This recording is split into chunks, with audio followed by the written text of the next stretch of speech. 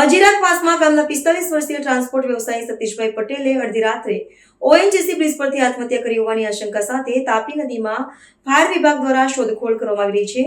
હાલ આ મામલે ઈચ્છાપુર પોલીસે વધુ તપાસ કરી રહી છે. અજીરાકવાસ ગામના ટ્રાન્સપોર્ટ વ્યવસાયી સતીશભાઈ રમણભાઈ પટેલે મગદલા ઓએનજીસી બ્રિજ પરથી અડધી રાત્રે જંપલાવી આત્મહત્યા કરવાની આશંકા સાથે શોધખોળ શરૂ કરાઈ છે. બ્રિજ પર બનાવના સ્થળેથી તેમની ગાડી મળી આવ્યા બાદ સુરત ફાયર બ્રિગેડની ટીમ ઘટના સ્થળે પહોંચી હતી અને ફાયર ટીમ દ્વારા તાપી નદીમાં શોધખોળ કાર્ય હાથ ધર્યું છે.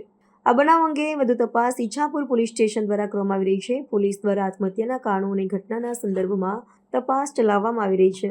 હું Ishwar Patel, in-charge deputy chief fire officer, Surat મહાનગરપાલિકા ફાયર ડિપાર્ટમેન્ટ.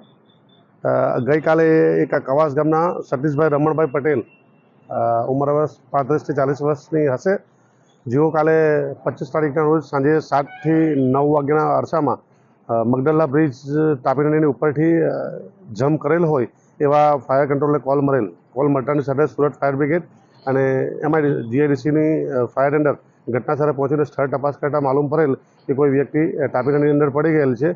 એને રાત્રે 9 વાગ્યાથી લઈને અત્યાર સુધી ફાયર ડિપાર્ટમેન્ટ શોધખોળ હાલ કરી રહેલ છે.